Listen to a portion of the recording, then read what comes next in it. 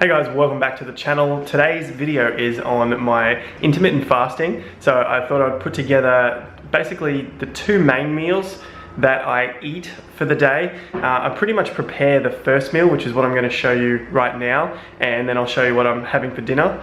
And if you want to see this in a separate video, I'll put the recipe, like the meal that I'm about to make right here in a separate video, and you can check that out on the channel. So yeah, let's have a look at my first meal. It is around 12 o'clock. So I generally eat from about 12:30, 1-ish. This usually takes me about 20 minutes to make. You can do it a lot quicker. There's plenty of processes you can cut out or just get them done automatically for you, but I like to do them from the start. Otherwise, yeah, sorry, let's go back to the window of intermittent fasting that I'm doing is about 12:30, 1-ish, sometimes a bit later, 1:32, around that point. Between 12 and 2, I like to start, generally a little bit later, and then I like to finish my last meal by about 8 o'clock at the latest. So the biggest window is about 12 till 8, and generally I do it from about 1 till 7. So I like to do it in about 6 or 7 hours tops. Just gives me enough time, well, that I feel good with in digesting, it's not like it's a huge process or anything, it's just that it's nicer to have some time out that you're not processing food all the time that you're awake. So yeah, sure, I do get hungry, and I might do a separate video on that at some point, but I thought I'd just start and just test, start with one video on the intermittent fasting and give you a brief idea of what I'm having. You can calculate the calories if you like. I don't do that anymore. I just look at what nutritional content is in the food, and it looks like I'm getting enough. I've been doing it for a few months now. Sure, there could be plenty more time that I could do it for, but overall, the amount of nutrition in that food is much higher than, you can throw a number out there, and it's much higher than the majority of the population anyway.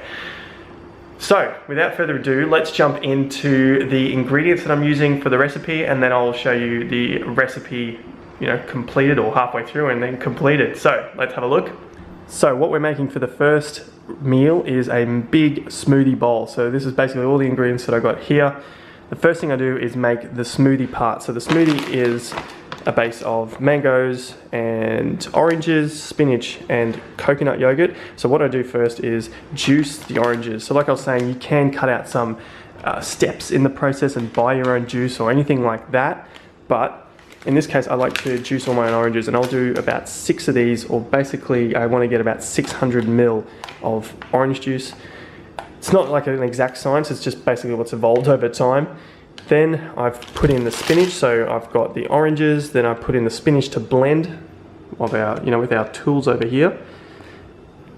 Basically jam pack the smoothie blender full of the spinach, blitz that so that it's all nice and ground up. Then I hit up the mangoes and coconut yogurt, not too much of this, it's just more for taste. Blitz that again, and that gives us our smoothie bowl. So I'll do the next lot of ingredients, and then I'll go through why I choose these things in particular. I've got put the smoothie bowl in, smoothie part of the bowl, then I go through and put on top all of these things here that you see here. So I've got ground flax meal, pita seeds, sunflower seeds, a little bit of chia seeds, what is this? Coconut, so desiccated coconut, whatever you find that you like. Raw buckwheat browns. I really like this because it's a bit more crunch, and I just felt like I needed some sort of cereal base in there before I found this, or I think Bethany bought this and just left it behind, so I've started putting that on my cereal too to use that up. So that's a gluten-free, vegan sort of thing over there.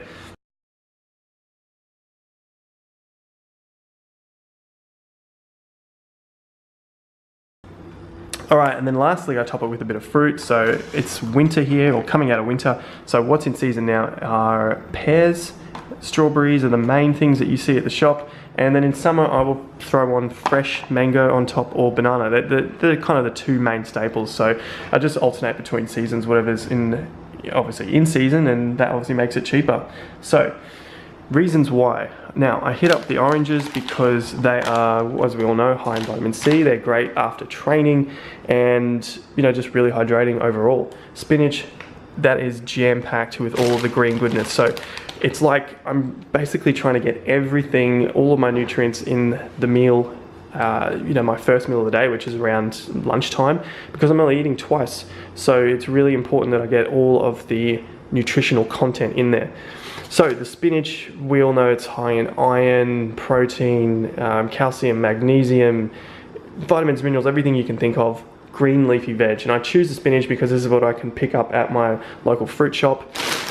These are half-kilo bags, so that cost me $7. Half kilo, what's that, like a pound for you guys in the US. Frozen mango, that's pretty much just the thickener that I like to make the smoothie thick with. No other particular reason for that apart from it tastes good and it makes the smoothie great. Coconut yogurt, that's a bit more fats to the meal. I do have a lot of fats on top, but this also just gives it a nice flavor. And if you think any of this stuff actually makes a difference, then there you can call the cultures, you know, some sort of prebiotic crap going on there. I don't really pay too much attention to that, but I think it's just a nice little addition and it makes it taste good. So moving on to the toppings. Flax meal. This is the omega-3s for the vegans. So that's why I put on a lot of flax meal. You'll see in a moment. Pepita seeds. High in protein, again, all your good fats and minerals with the seeds. As you can notice, I don't use nuts. I mean, this says almonds, but you're not really gonna pick up too much almonds out of a little bit of cereal. You don't actually have to use that either. I only just started putting that in the last couple of days. Buckwheat, I liked for the crunch and I wanted something gluten-free as well. Apart from that, I just see it as a reasonable protein source. I crunch it really well, so it makes me chew a lot more as I'm getting through the smoothie. Sunflower seeds, the same deal, you know, nice protein, fats in there as well. I think this one is probably one of the better ones, pepita seeds and omega-3s. Again, the chia seeds for the omega-3s. And then you get your nice balance of omega-3, omega-6 in that as well. Coconut, that one's just purely for flavor, but you know, if you believe in the benefits of coconut for your diet, then there you go, coconut and coconut there. I say if you believe in it because there's obviously conflicting scientific research. You know, one side says yes, the other side says, well, there's not really any big difference, so, you know, use it if you want.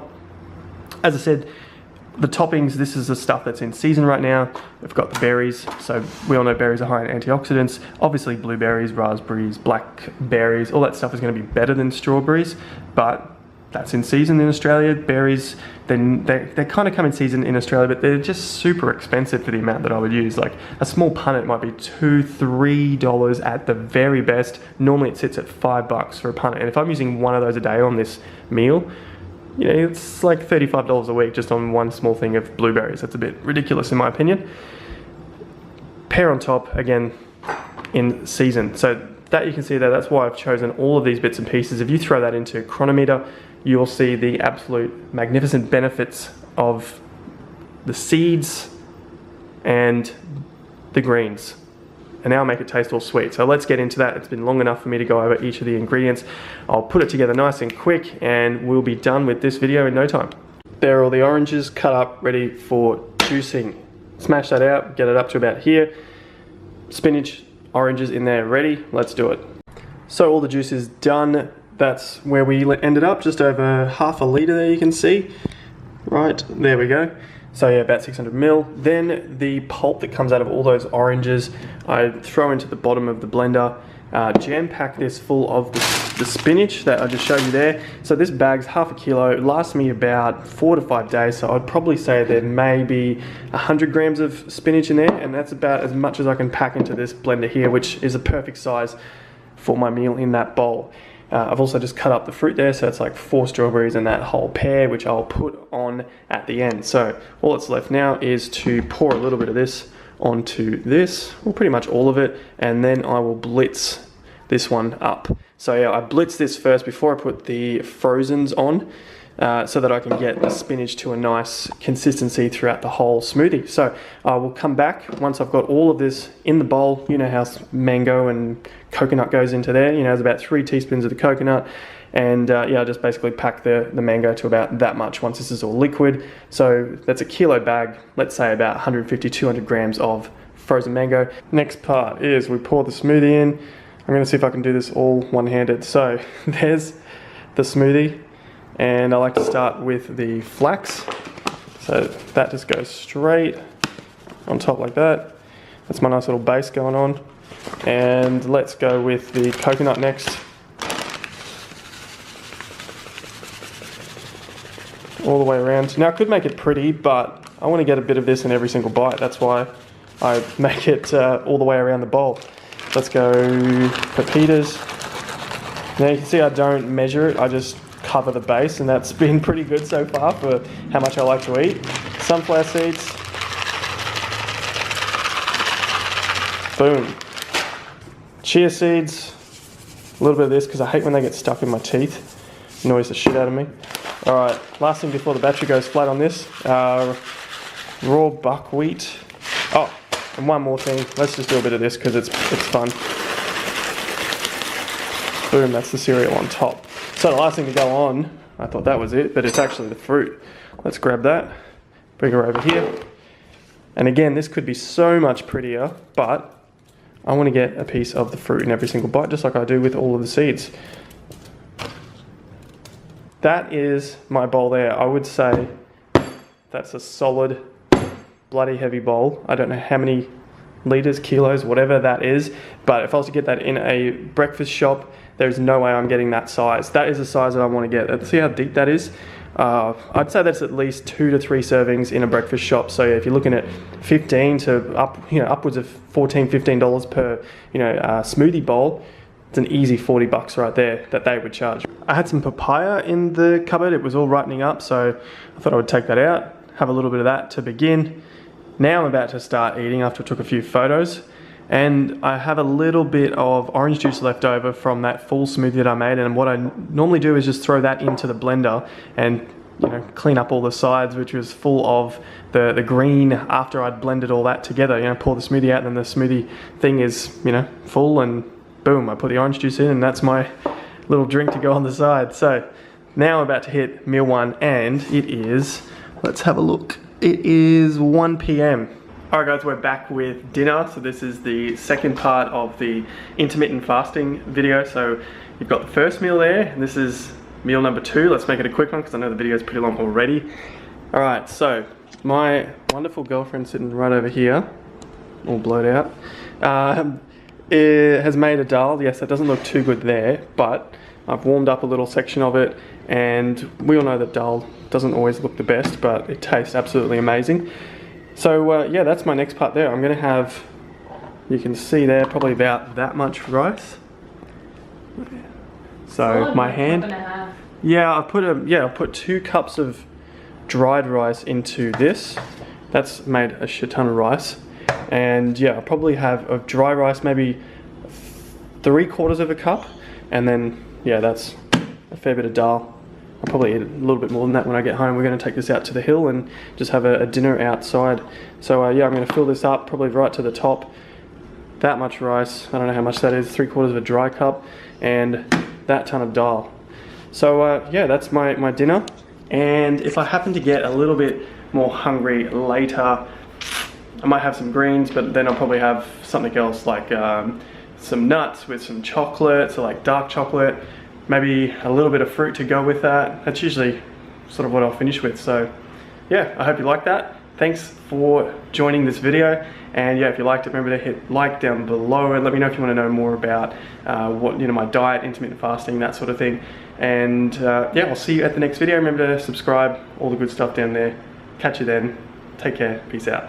Hey guys, this is a little bit of a late entrance to the video of the intermittent fasting, but I wanted to drop in what I have changed just a little bit since I first recorded the smoothie bowl, and that is putting in this little recipe here. Now I'm putting this in because I changed up the smoothie bowl to be just a smoothie, so I got rid of some of the little bits and pieces like the buckwheat, but basically you could do either or, because that meal is quite big on its own, but I just wanted to make things a little bit quicker, so I do it all in a smoothie, put the seeds into the smoothie, and then I have a bowl of like a rice porridge basically. So here it is here. I've got the rice flakes in there that's cooking with the almond milk, so it's just the cheapo brand, unsweetened, because that's what I like there. It smells really good.